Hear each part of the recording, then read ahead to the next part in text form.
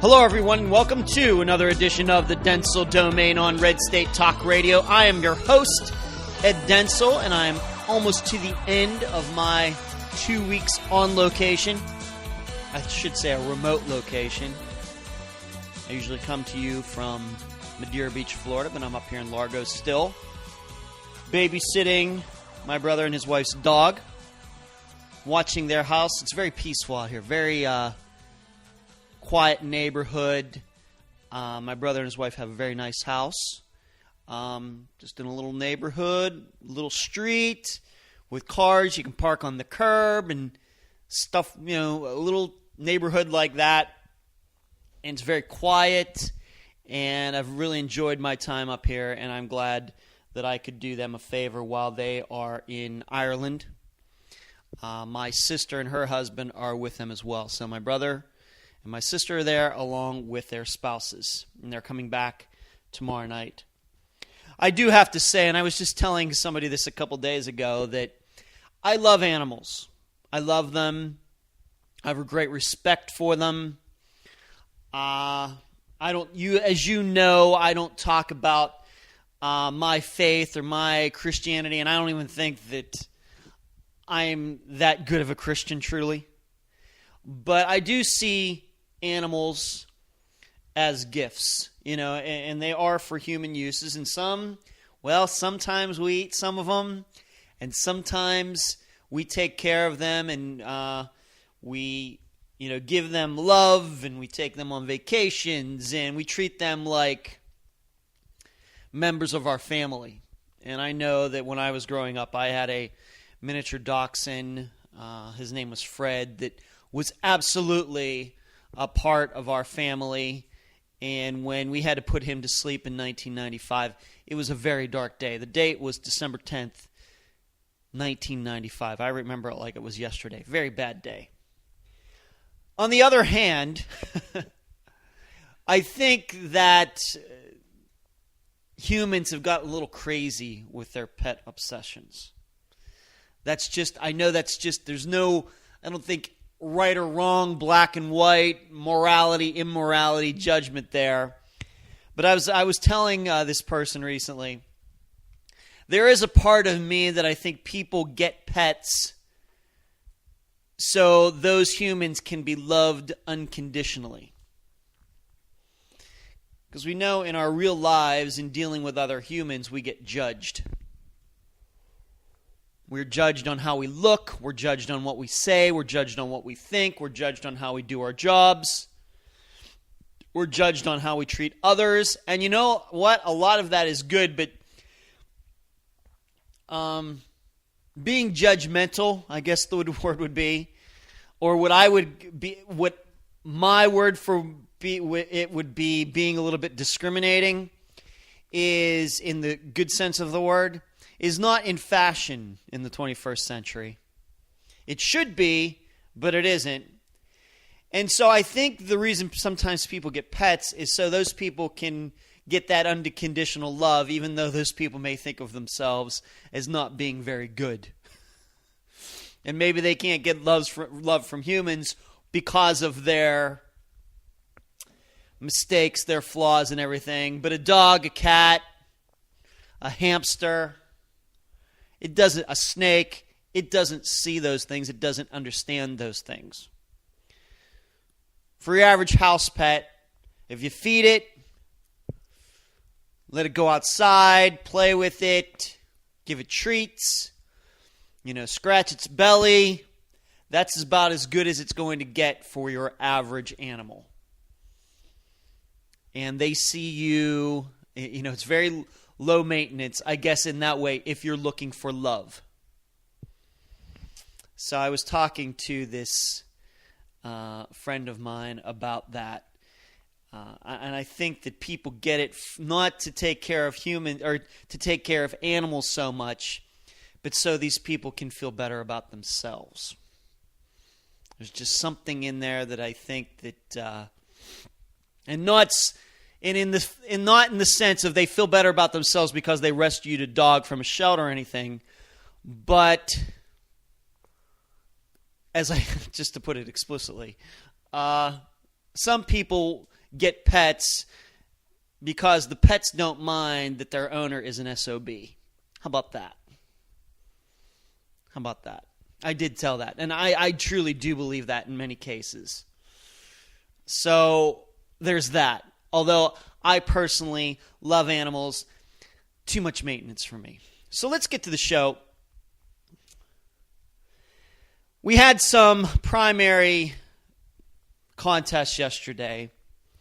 And I haven't really talked about the Democrats that much, have I? I haven't talked about Hillary Clinton versus Bernie Sanders in a while. And they, once again, are having some close contests. Where was it? Kentucky, Oregon. She won one. He won one. And I think it's getting to the point with Hillary Clinton that she's going to have a hard time convincing people why she doesn't pick Bernie Sanders as her vice presidential running mate if that is what truly happens, if she doesn't. If she goes in a different direction, Elizabeth Warren, somebody else, I don't even know who would be up for that position right at this point. A lot of rumors out there. But being that Bernie Sanders has gotten as many votes as he has, continues to win states late in the game, even though he still has no mathematical chance or no conceivable chance of winning the nomination outright with the delegates. Being that he is still a contender and is giving her problems, I think she's going to have to do that. I think. Now, like I've said, I believe in the end, and I'll get to how it's different than the Republican side in a second. In the end, I think that most Democrats are going to come around. Those who have voted for Bernie Sanders in the primary contest, they're going to come around and vote for Hillary Clinton. And anybody that tries to tell you otherwise is crazy. It seems to me that is a popular saying among Trump people right now, that those Sanders supporters, if Sanders doesn't get the nomination, that they're going to come over and vote for Donald Trump just because they hate Hillary Clinton that much. That's not going to happen. It's not going to happen. And that's one more reason that I tend to think that Donald Trump doesn't have a chance of winning the nomination. I think that eventually them on that side, on the other side of the aisle, are going to come together. And why isn't that the case? I mean, are there Democrats who are like what would be the liberal version of me that are well, if Hillary gets the nomination, I'm not voting for her or Donald Trump. Are there some people out there on the Democrats feeling like that? Probably. I don't think they're as numerous as the Never Trump people like myself, but I think they're out there. But the reason there aren't as many of them is you have to remember this. Both sides have had tumultuous primaries, contests, starting back in August. Now, granted, on the Democrat side, it's basically been just between two people, and then that was a big surprise. Nobody expected Bernie Sanders to do as well as he has. But that he has done well just shows you the sorry state of the Democrat Party, that the best they can do is put up two 70-year-olds. Whereas it seems that a 70-year-old is going to win on the Republican side, but the rest of the people were quite a bit younger and a little bit more vibrant, dare I say it. A little more youthful, and you know how I already feel about Donald Trump. The difference is that there isn't that much of a difference between Hillary Clinton and Bernie Sanders. Each of them, when they get up and do these debates, are being somewhat truthful and being somewhat untruthful. Let's just admit it. There is not that much difference. I'm not saying there's not any difference, but there's really not. In fact, when you contrast how much different Donald Trump and Ted Cruz are, whoever you may like in either, you know they're very much different kind of people. And the Ted Cruz people love that, and the Donald Trump people love that. They know that there's a distinct difference between them. And when you think about that, and then go back to the Democrats, there's virtually no, when you compare it to the Republican side, there's virtually no difference between Bernie Sanders and Hillary Clinton when it comes to policy and what they would do in the White House. Not a lot of difference. Whereas on the Republican side, there's quite a bit of difference. And that's, to me, why... That's the reason that I've always looked at what was going on the Democrat side as somewhat of a show. A little bit of a show. All these young people showing up, showing support for Bernie Sanders. Here's what I know about young people. They don't vote. They love getting together for the rallies. They love causing problems. They love, and of course, in the 21st century with social media and taking selfies at these things. But when it comes around to November, well, they may vote and they may not vote. And if they do, they may. And if a friend tells them that they're going to the polls, well, maybe they wait. And maybe they'll all get together instead and do something else. But the adults in the room, the adults in that party are going to vote. And they're going to vote for whoever the Democrat is. Just like, unfortunately, a lot of people on the Republican side are going to line up and vote for Donald Trump come November, unless something really, really crazy happens.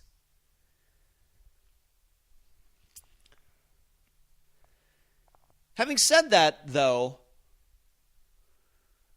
there is a part of Hillary Clinton, though, that does have to be worrying at least a little bit, right? I mean, I know that I tend to think that she's going to win decently easy. But we also know that she was supposed to have it all wrapped up in 2008 and didn't. So the very safe play for her would be to pick Bernie Sanders as her running mate. It certainly wouldn't be as crazy as what Ronald Reagan did in 1980 in picking George Herbert Walker Bush as his vice president. There were definitely more differences between Reagan and Bush than there are between Clinton and Sanders. Right? And that would keep everything nicety nice, and that is something that Donald Trump cannot do. And it's one more reason why I say that Donald Trump is going to lose this election.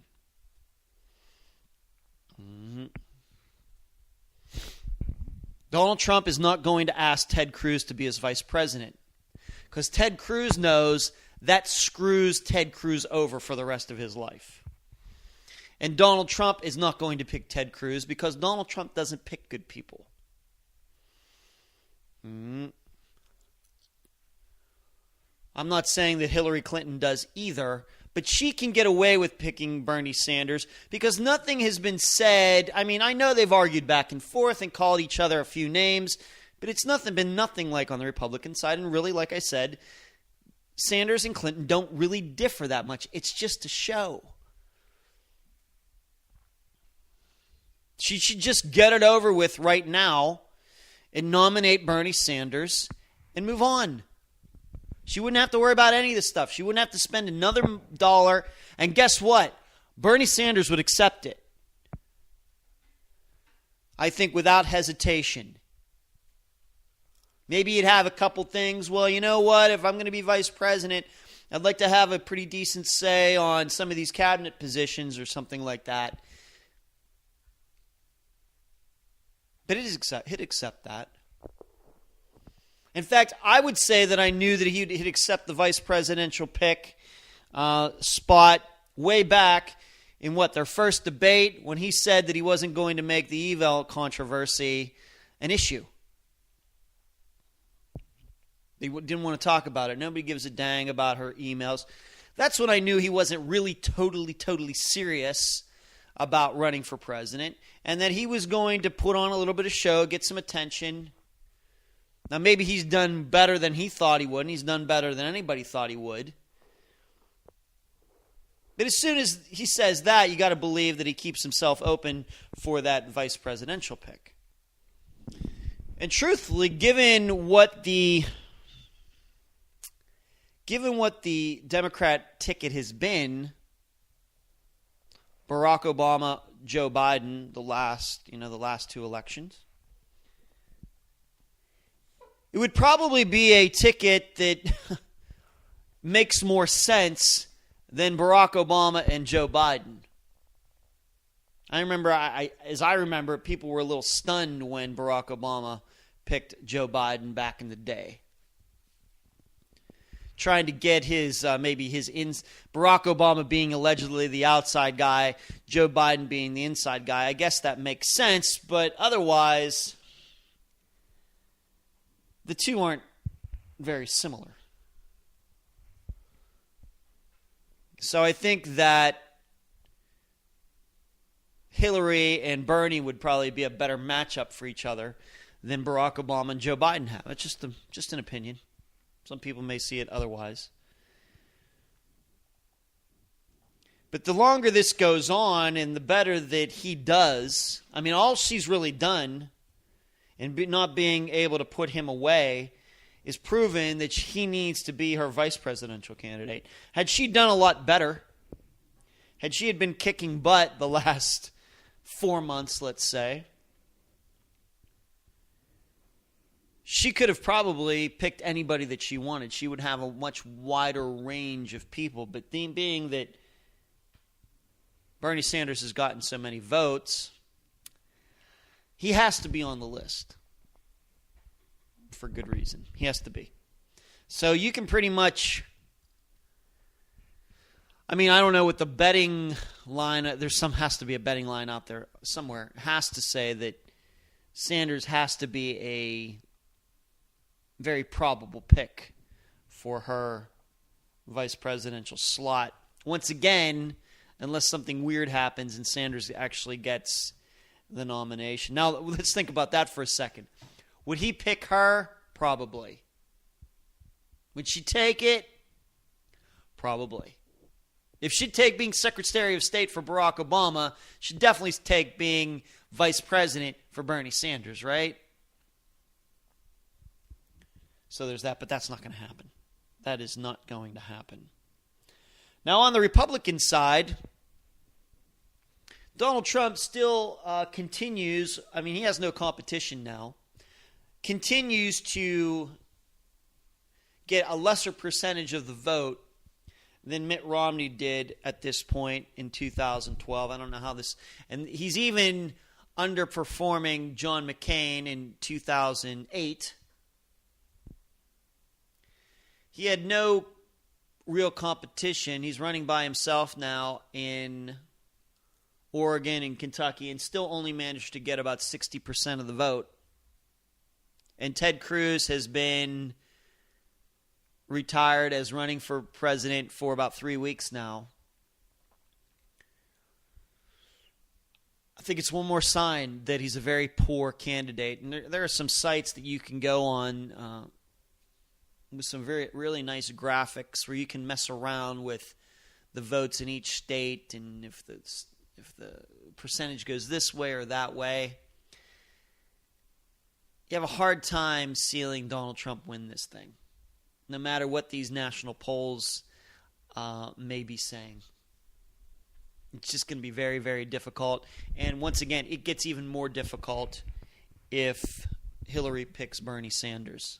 That will, once again, I don't know how many people really sit home if Bernie Sanders doesn't get the nomination, but they'll surely show up and vote if Hillary picks Bernie Sanders as her running mate.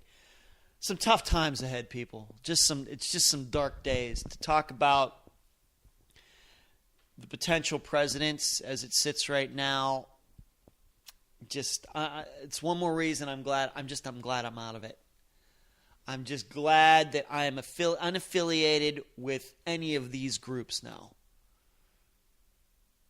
Because I don't want my name mixed up in any of it.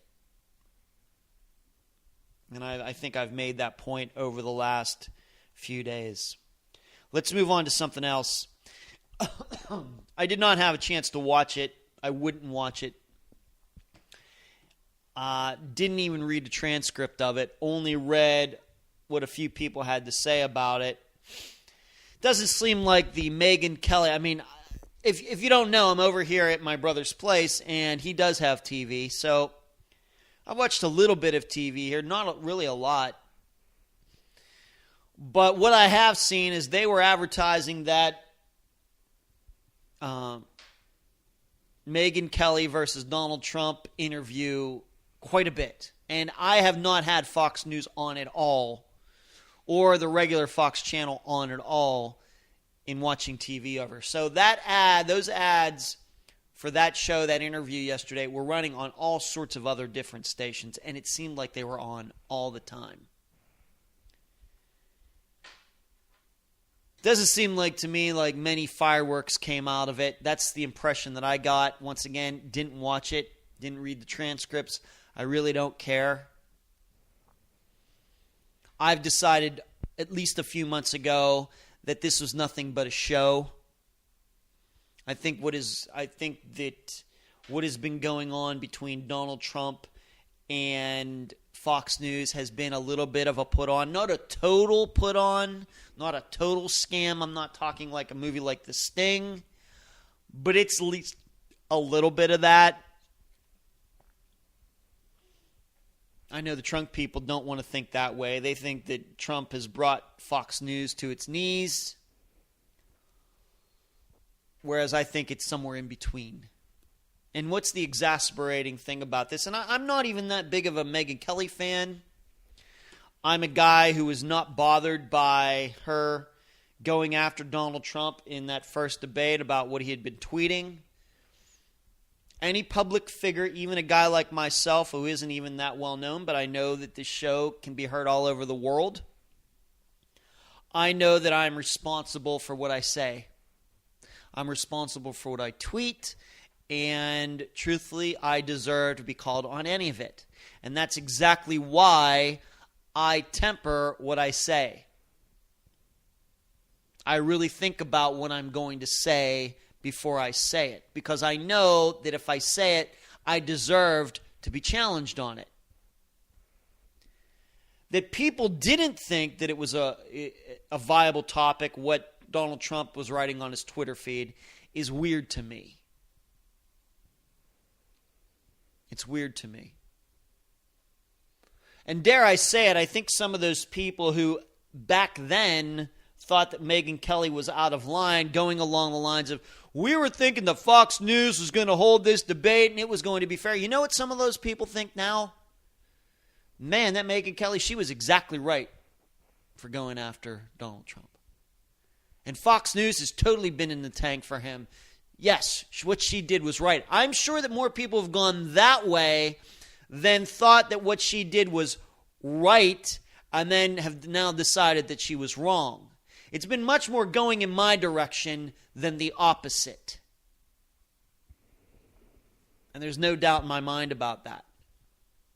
Especially, but it not so much has to do with her, but it certainly has something to do with him, and certainly has to do with the way that Fox News has been in the tank for him for several months now.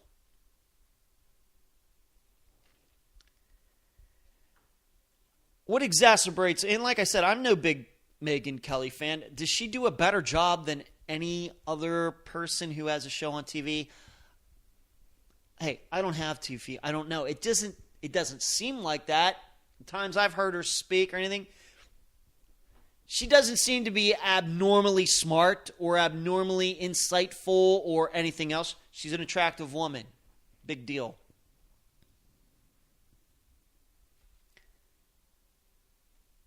But what she doesn't understand, and I guess Fox News doesn't understand, is, in kissing Donald Trump's butt, and I'm not saying that she's necessarily kissed his butt since August. I wouldn't say that.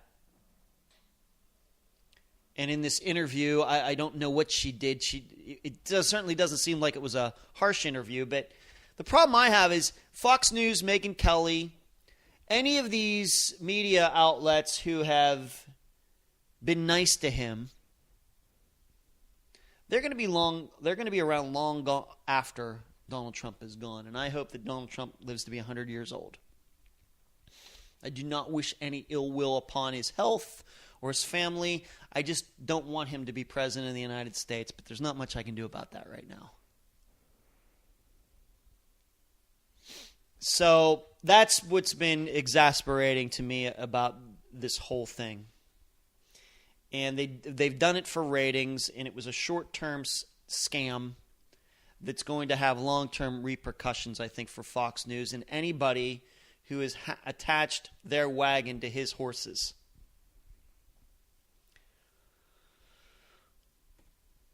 But doesn't seem to me that this interview between them had that much fireworks. It does seem, from the previews, it seems they did talk about what happened in that debate last August. But it was really just a show. It was a publicity grab. It was a money grab. It was a ratings grab. Kind of like a heavyweight fight. We're going to put these two people together and see what happens. Whereas really, it's supposed to be about making news. It's supposed to be about getting into the depth of the candidates. But Fox really hasn't done that with him at all. They've done it with Ted Cruz and the other people who were running before, Republicans, but not with Donald Trump. So I don't know if anybody watched it, what you thought about it. I just get the opinion that it wasn't very informative and it was somewhat boring. So there's that. Let's move on to something else. There was something that I meant to say last week, was it last week? Last week, about capitalism. And I was looking back through my notes, and this goes back to that Red State article about how capitalism is in disrepute now. And it's become a little bit of a swear word. This was an article that was written by Leon Wolf at redstate.com, and I thought that he did some nice things with the article, but I disagreed with him on a couple things. And there was a part that he wrote that there is an exasperation, what Trump has, and Leon Wolf, of course, is no Trump fan, but he says that what we see out there in the economy is there are a bunch of people who are not particularly that bright or that skilled who are frustrated. Because there used to be a time, this is paraphrasing now, where people who weren't that educated and that skilled could have a decent job, provide for their families, provide for themselves, without that higher education, and that just can't be done anymore. And he goes on to say they're not able to meaningfully contribute to the economy and aren't able to understand why. And I actually have that circled. I think that I wrote that down verbatim. Well, see, I disagree with this. See, to me, when somebody says something like that, it certainly sounds like victimization to me.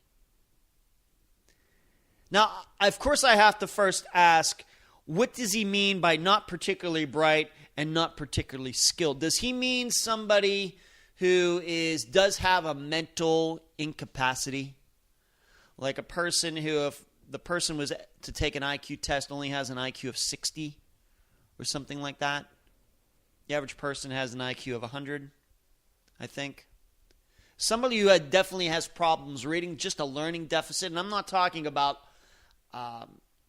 dyslexia or anything, but definitely has a problem adding numbers, can't read, not because of their education, just because of something's just not right, and that's unfortunate.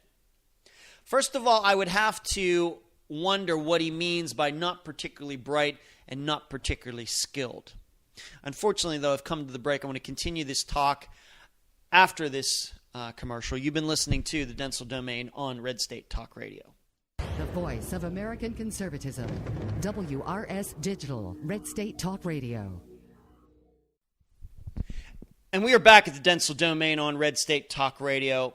I want to continue to, I know this is going back. I hate splitting things up like this, talking about an article like last week and then forgetting something and having to bring it up this week, but I think it's very relevant.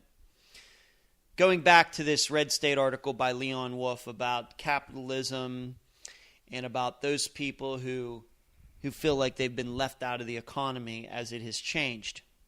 And he wrote this, I'm going to read it again. They're not able to meaningfully contribute to the economy and aren't able to understand why. Are there really educated people who think like that? Are there really people who are out there who aren't able to understand why they can't contribute to the economy and can't get a job? See, this, when I think of this, I think of, and I guess this is where I disagree with my fellow conservatives, at least somewhat, about how Mexicans or illegal immigrants are coming to this country and taking American jobs. And as you know, I am for immigration law. I don't care necessarily what the consequences are. I'd just like us to try to follow it for 5 years and see what happens. That is my attitude. We don't know what our immigration laws do in the United States because we don't follow them so much. And if that means that a lot of these people have to go home or whatever the case may be, then that's just the way it is. And then we'll truly find out what Americans are really wanting to do and what they're not wanting to do. But my point is that if you're an American citizen, you were born here, you weren't born in Canada. There's a little Ted Cruz joke there. You're an American citizen. Your parents are American citizens. You've gone to school. You at least got your high school diploma. And you did even just C or B average in high school. Maybe you blew some things off. But you can speak English. You can write English. Maybe not like William Faulkner. But you can manage. You know how to be nice. You know how to be courteous. You can get a haircut. You can get some decent clothes. Now, if you're telling me that that's, and once again, no college education, no master's, no associate's degree, but if you're telling me that that type of person, their job can be taken by an illegal immigrant who doesn't have an education, can't speak English, doesn't know the culture, doesn't even have a place to live, then I would say that those people with those high school education, and with their English and being able to read it and being nice and courteous and businesslike, I would say that they're underachieving. If their job can be so easily taken. I mean, what kind of job can be taken by somebody who doesn't even know what it's like to be in the United States?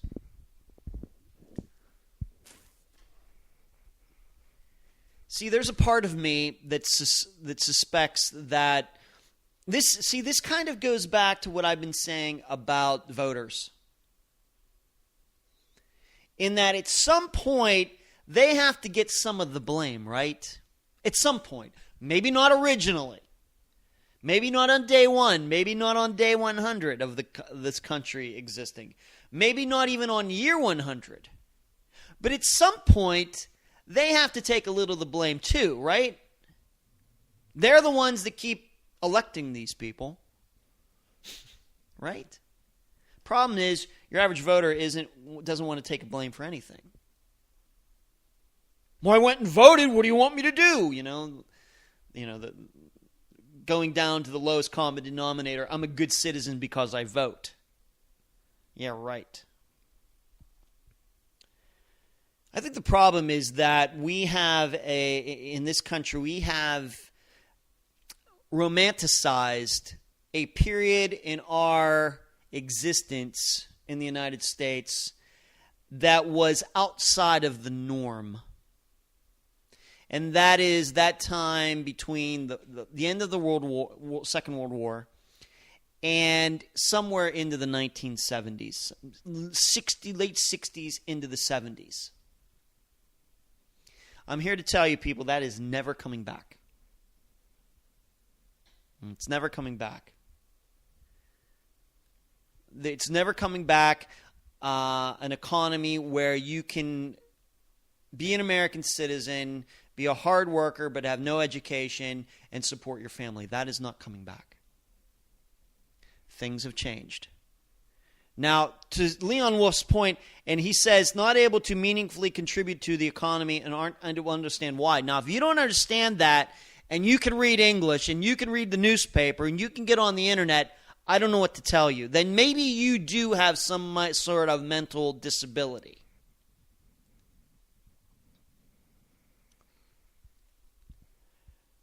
But the only reason that worked back at that time, where people who were uneducated could get those jobs, and you know, that weren't, I don't even know how highly skilled they were, but they paid well because of what the people were making, is because the rest of the world was in ruins. The United States, for about those 25 years, it wasn't because of trade deficit, with tariffs or anything, protectionism or anything else. The truth is, the rest of the world was in shambles. During World War II, the only thing that got hit, and wasn't even a state at the time, was Hawaii.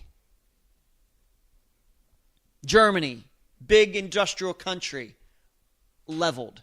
Japanese industrial country, leveled. Russia, for the most part, leveled by the Nazis. England, leveled. France, leveled. Italy, leveled. All those major, maybe Australia, you could say they got off a little light, but I don't even know how many people lived in Australia at the time. And Australia's economy, compared to most of the other major countries, is not that great. So we had no competition. So it's no wonder we could make cars and put people to work and assembly lines and everything. That is not coming back. But we romanticize it, just, I think, like Leon Wolf is romanticizing it in this. So we have to remember something. That was capitalism back then. We had competition between General Motors and Ford and Chrysler and in all sorts of different companies in the United States. But as a country, we had a little bit of a monopoly. And when those countries finally rebuilt themselves, that monopoly went away. And suddenly, things changed. That's what happened. Suddenly, those countries, you know what, didn't need our cars and refrigerators and everything, because then they were having their own factories building cars and refrigerators and everything else. And so things changed. So we should romanticize that period. The truth is that the more standard when it comes to the world being able to make stuff and do things without wars happening is much more like the 1800s into the 1900s. That's what it is. The difference is now is that you can communicate between here and other places. You can travel from there, here to there. It's easier to transport things, fly. There were no planes. What we're seeing is a combination of the way the world was before World War I with a combination of 21st century technology. Very competitive, but now the communication, travel, all of that is now mixed in. And when you mix that all together, what you have is a very competitive world economy, but mixed in with people who have to know more than just dig a ditch. That's what's going on. looking at that time before the world got leveled because of World War II and to a lesser extent World War I. And I'm not sure there's enough time in there. And of course, the United States, we did have the Roaring '20s. Why? Once again, we didn't suffer for anything in World War I. Europe did.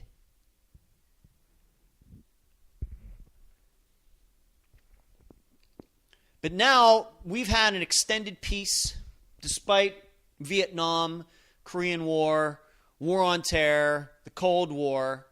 All these countries, they still have all their buildings. They still have all their factories. And they're competing against us. So unless we want to go level all those countries again, just so we can have a great economy again, so they can't produce anything and we can produce everything, those days are not coming back. Now, why your average American, if Leon Wolf is right in saying, some of these people don't understand that, if those people don't understand that, if they don't know that for themselves, I don't know what to tell you.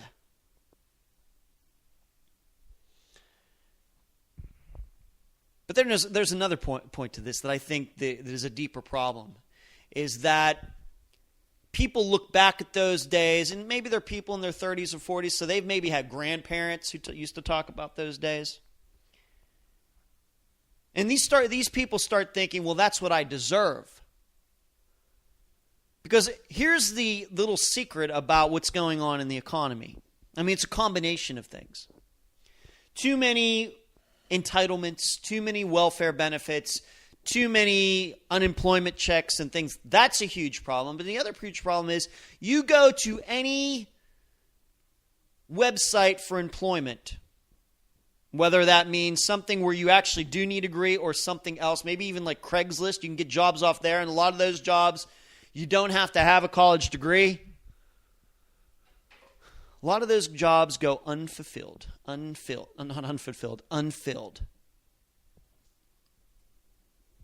whose fault's that? Is it the employer's fault? Is it Craigslist's fault?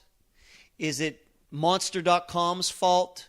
Where are the other places you could put work an employer, put a job opening on the internet? Let's just say, I don't know, what are some of the other sites? But anyway, are all of those websites the fault? Is it the job's fault? Eventually, if these jobs go unfulfilled, you know whose fault it is. It's the people who don't want to go get the job's fault. That's the reason they aren't filled.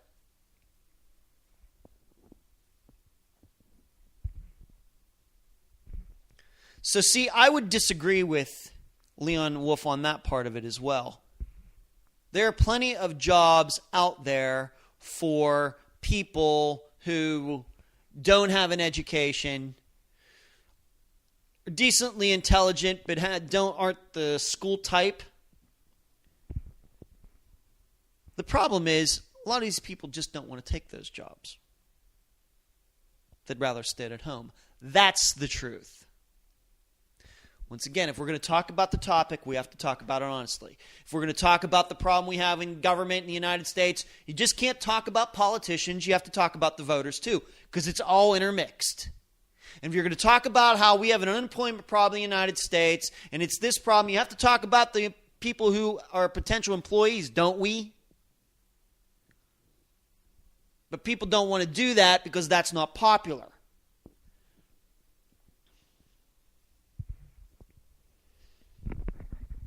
You start talking about people who don't want to take jobs in the United States, and I don't necessarily mean it's under the guise of jobs Americans won't do, because I think that saying that came up a few years ago is like fruit picking jobs that Americans usually associate with illegal immigrants. I'm not even talking about jobs. I'm talking about jobs where there's actually a roof over your head.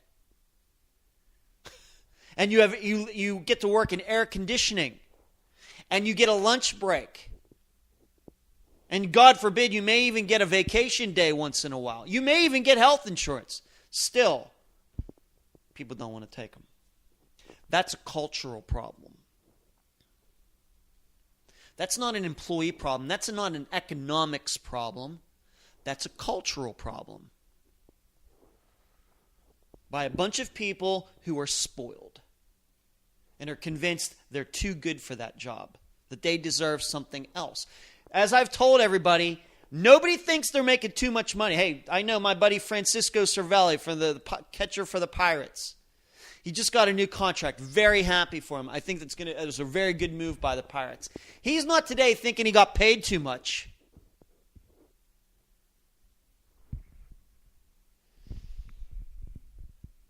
Everybody probably has unrealistic expectations about what they should get paid and what they're worth. The thing is, I guess the reason that I don't have as much compassion for this as maybe other people do is because I know what it's like to be rejected. When you're a writer and you send your stuff into agents and they don't reply, or they say, no, it's just rejection for me. I wouldn't say it's on a daily basis, but it's just about on a weekly basis. And you find out very quickly you are not worth what you think, at least not yet. Writing can be a torturous exercise, but you certainly do learn your self-worth. It can harden you beyond your years. But it's very real, too, because then when you do run into that success, you know it's real. The problem is we have too many people in this country who want fake success. They just want to be paid. They just want a little slap on the back for showing up. There's been a lot of things made about participation trophies. That's the kind of thing that I'm thinking of. I know that, what's his name for the Pittsburgh Steelers? A linebacker from last year who's been with them for several years now. I can't think of his name. That's funny. He gave his son got a participation trophy for a sport. The Steeler gave it back just recently. D'Angelo Williams, a running back for the Pittsburgh Steelers, his daughter got a participation trophy. He didn't like it. You know why these guys do it? Because they know what it takes to achieve something and make big money in the United States. And you know what it is? You know how you're not going to do that? Expecting something. And just thinking, I wish it was just the 1950s again, where I could just go down to the local factory and end up on the assembly line. The only reason that happened, once again, is because of a monopoly we had. Once that changed, you can kiss that stuff goodbye. And in fact, what has happened is those people have continued to want to keep their jobs in auto manufacturing in the United States with the unions. It's actually made the United States less competitive. But you know what? The average employee, the average worker in the United States doesn't give a dang about that. They only care what their check says.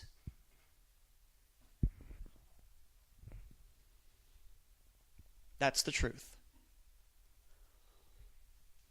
This is a culture thing. It is not an economics. This is not a supply and demand thing.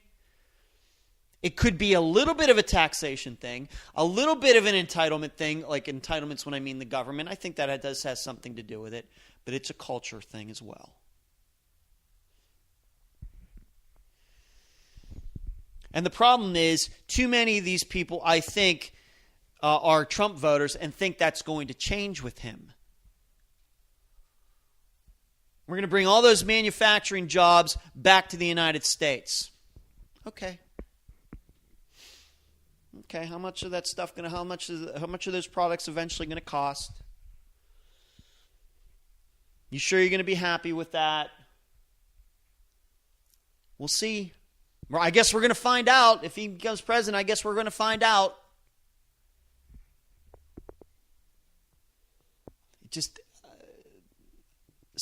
And does Leon Wolf not know this? I'm not saying he doesn't. I don't know. Never met him. Maybe I will meet him someday and we'll have a chance to talk about that. I don't know.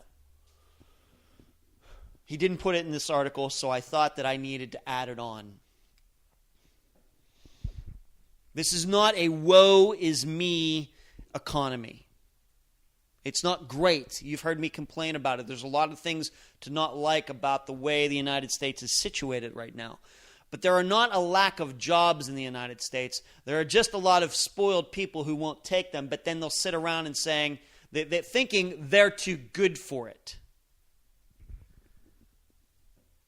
Which is another indication that our self-esteem classes have done exactly in the last 25 years what we conservatives thought they would do. Give people a false sense of entitlement. A false sense of excellence. Excellence is earned. It's not given. One more thing before I go.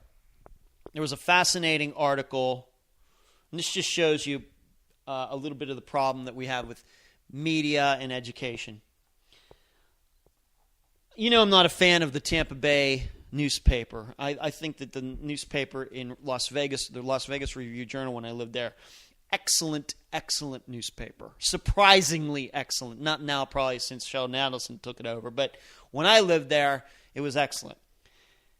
Tampa Bay has been doing this long-running series on Pinellas County schools, which is where I live. Pinellas County. And why it's the worst place in Florida to be if you're black and go to school. And this is particularly about elementary schools. There was some fact in there, unfortunately I didn't write it down, about how many times cops had been called to elementary schools in Pinellas County in contrast to how many cop calls to high schools. It's like in 1 month period, the elementary schools had more calls there than all of the high schools combined in Pinellas County for the entire year. I remember when I said it, I laughed. It was so extraordinary. So crazy of a stat.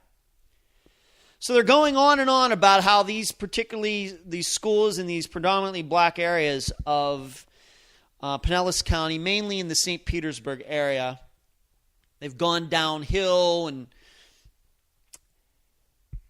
the funny thing it's not funny. It's tragic. These kids talking about how they go to school and they get beat up. And there's violence and kids bringing knives to school and everything else. Like I said, it's a huge, long series. And not once.